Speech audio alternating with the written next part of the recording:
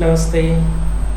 आज online class के अंतर्गत में हम बीएड प्रथम वर्ष प्रथम प्रश्न पत्र बाल्यावस्था और वृद्धि विकास के बारे में अध्ययन कर रहे हैं। जैसा कि हम जो पहली इकाई है बाल विकास की अवधारणा के बारे में हम अध्ययन कर रहे हैं, उसके अंतर्गत में बाल विकास के बारे में हम लगभग बहुत सारी चीज़ें पढ़ चुके हैं। जो हमारा टॉपिक चल रहा था वंशानुक्रम और वातावरण, वंशानुक्रम के बारे में हम अध्ययन कर चुके हैं। वंशानुक्रम का अर्थ, उसकी परिभाषा, उसकी सिद्धांत, उसके नियमों और उनको नियमों को प्रभावित करने वाले कारकों के बारे में हम अध्ययन कर चुके हैं। तो उसी के क्रम के आगे हम वातावरण के बारे में अध्ययन करेंगे। वातावरण क्या है? तो फर्स्ट में आता है वातावरण का अर्थ होता है क्या, यानी मीनिंग ऑफ इन्वायरमेंट। ठीक है ना, मनोवैज्ञानिक दृष्टिकोण से देखा जाए, देखो सामान्य भाषा में देखा जाए तो वातावरण का अर्थ होता है आसपास में निर्मित, ठीक है ना, तो आसपास का आवरण ही वातावरण कहलाता है। लेकिन मनोवैज्ञानिक दृष्टिकोण से देखा जाए तो मनोवैज्ञानिक दृष्टिकोण के आधार पर पर्यावरण के अंतर्गत वे सभी विषय आते हैं या वे सभी बातें आती है जो मानव के जीवन तथा व्यवहार को प्रभावित करती है। अर्थात ये बात है कि मानव जीवन से संबंधित जो भी बातें हैं, व्यवहार और उसके अंतर्गत आने वाली बातें हैं, वह व्यवहार को प्रभावित करती है। एक मनोवैज्ञानिक हुए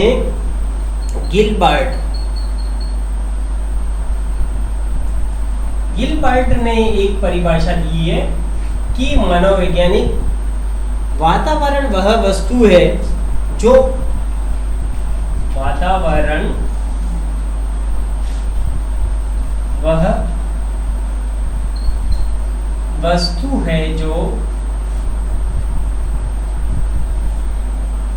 प्रत्यक्ष एवं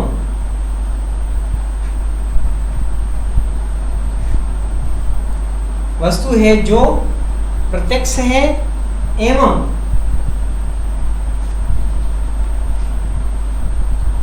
तुरंत प्रभावित करता है।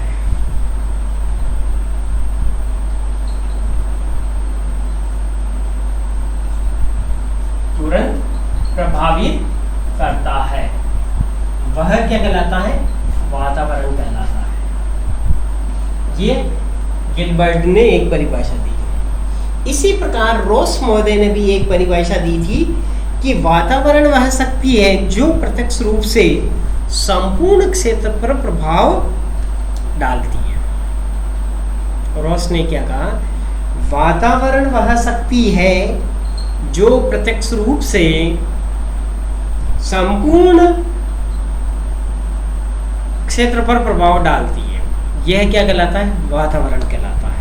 तो ये दो मुख्य रूप से परिभाषाएं हुई जो वातावरण की परिभाषाएं। फिर है वातावरण के प्रकार।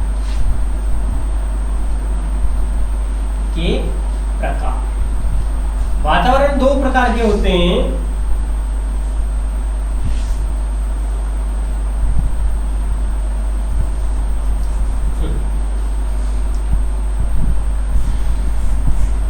एक होता आंतरिक वातावरण, एक होता बाह्य वातावरण। आंतरिक वातावरण, दूसरा है बाह्य वातावरण। अब दो प्रकार के वातावरण हैं। आंतरिक वातावरण से वह तात्पर्य है वे परिस्थितियां जो शिशु को मां के गर्भ में प्रभावित करती है, वह आंतरिक वातावरण। वे परिस्थितियां जो शिशु को मां के गर्भ में प्रभावित करते हैं, वे क्या कहलाती है? आंतरिक वातावरण कहलाती है। दूसरा आता है बाह्य वातावरण। अब बाह्य वातावरण के अंतर्गत वे सभी घटक हैं या चरण हैं या पद हैं या बाह्य वस्तुएं हैं जो कि शिशु के जन्म के बाद चारों तरफ से नवजात शिशु को प्रभावित करती है। ये बाह्य वातावरण की श्रेणी में आती है, जैसे सामाजिक स्थिति है, भौगोलिक स्थिति है, आर्थिक स्थिति है, मनोभौतिक स्थिति है, विद्यालय है, परिवार के सदस्य हैं। ये सारे मिलकर क्या बनाते हैं? संपूर्ण बाह्य वातावरण बनाते हैं। तो दो प्रकार के वातावरण होते हैं, आंतरिक वातावरण और बाह्य वातावरण। आंतरिक वातावरण वह वातावरण है जिसके अंतर्गत शिशु वे सारी परिस्थितियां होती है जो माँ शिशु के जब माँ के गर्भ में होता है तब वह गर्भ में प्रभावित करती है। माँ का खान पान हो, माँ का स्वभाव हो, या उस समय किसी इस प्रकार की परिस्थितियां आ गई, भौगोलिक आपदा आ गई, आर्थिक आपदा आ गई, जिससे वह निपटने की कोशिश कर रही है या तनावपूर्ण वातावरण में रह रही है, तो ये सारी परिस्थितियां आंतरिक वातावरण के अंतर्गत आई। और बाह्य वातावरण के अंतर्गत में बालक के जन्म के बाद, शिशु के जन्म के बाद में जो परिस्थितियां आती है वह सारी आती है, जैसे कि सामाजिक परिस्थिति है, भौगोलिक परिस्थिति है, आर्थिक है, मनोभौतिक है, मनोसामाजिक है, विद्यालय है, परिवार के सदस्यों के साथ उनका व्यवहार है, ये सारी परिस्थितियां उसको प्रभावित करती है। तो ये सारी चीज़ें हम क्या देखते हैं। इसके साथ में ही अब नेक्स्ट आता है बालक के विकास पर, यानी मानव विकास पर वंशानुक्रम का जिस प्रकार प्रभाव पड़ता है उसी प्रकार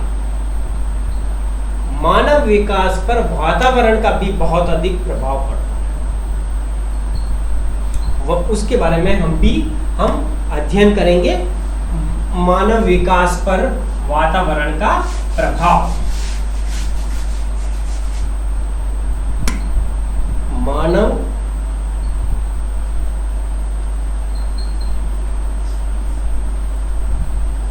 विकास पर, मानव विकास पर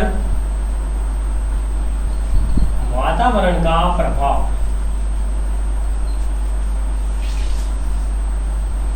अब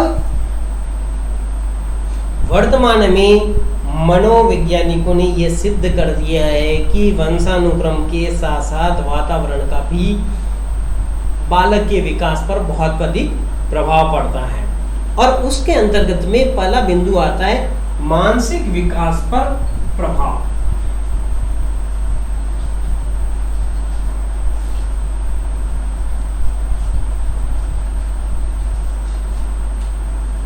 बालक का जन्म हुआ और घर का वातावरण लड़ाई झगड़े का रहा, तो बालक उस वातावरण से तनावपूर्ण महसूस करेगा। किसकी बात सुने? पिता की बात सुने या माता की बात सुने? तो इस प्रकार के प्रभाव उसके शरीर पर, उसके मानसिक विचारों पर बैठ जाते हैं और वह धीरे धीरे तनावपूर्ण महसूस करता है। फिर इसी प्रकार जब उस बालक का व्यक्तित्व पे भी उसका प्रभाव पड़ता है, क्योंकि अब बालक का व्यक्तित्व अंतर्मुखी और बहिर्मुखी दोनों होगा। और यदि उसके परिवार के सदस्य ही भी उसकी बात को नहीं सुनेंगे तो वह अंतर्मुखी हो जाएगा। बालक अपनी बात को दबा देगा, अपनी जिज्ञासाओं को अंदर ही दबा देगा, कुंठाग्रस्त हो जाएगा। व्यक्तित्व विकास पर प्रभाव, तो वह अपनी बात को अपने परिवार के सदस्यों के सामने प्रस्तुत नहीं कर पाएगा, जिससे बहुत बड़ी हानि उस बालक के विकास पर होगी। इसके साथ में ही शिक्षा पर प्रभाव। अब बालक जब बड़ा होता है, विद्यालय जाने की योग्य होता है, तो परिवार के सदस्यों को चाहिए कि उसका सहयोग करें और उसके व्यक्तित्व निर्माण और विद्यालय जाने और उसको सीखने की जो अधिगम की जो प्रक्रिया है और उसकी जो जिज्ञासा है उसको शांत करें। और इसलिए शिक्षा पर भी उसका प्रभाव पड़ता है। विद्यालय गया, विद्यालय में जाते ही विद्यालय का वातावरण उसको सेट नहीं हुआ तो शिक्षा पर भी उसका प्रभाव पड़ेगा।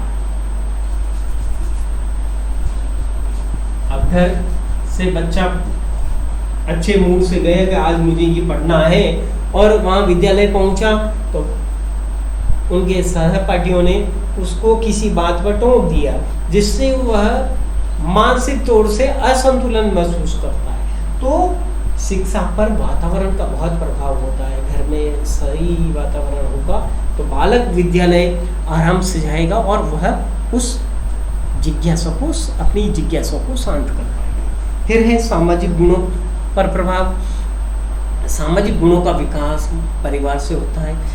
बालक की प्रथम पाठशाला परिवार को कहा गया है और बालक की प्रथम शिक्षिका माँ को कहा गया। तो सामाजिक गुणों का विकास परिवार से होता है और बालक को सामाजिक गुण यदि परिवार से ही नहीं मिलेंगे या आसपास के वातावरण में सही लोग नहीं हैं, चोरी करने वाले लोग हैं, आपराधिक प्रवृत्ति के लोग हैं, तो उस बालक पर स्वभाव से उस वातावरण का प्रभाव पड़ेगा। तो सामाजिक गुणों पर उसका प्रभाव पड़ता है।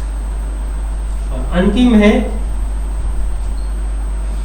बालक के सर्वांगीण विकास पर प्रभाव। अब वातावरण बालक के शारीरिक, मानसिक, मनोवैज्ञानिक, संवेगात्मक, भाषात्मक, इन सब पर वातावरण का बहुत अधिक प्रभाव होता है और इसके कारण बालक का संपूर्ण विकास सही ढंग से नहीं हो पाता है। तो यह मुख्य बातें हैं जो हमने वातावरण के बारे में पढ़ी है।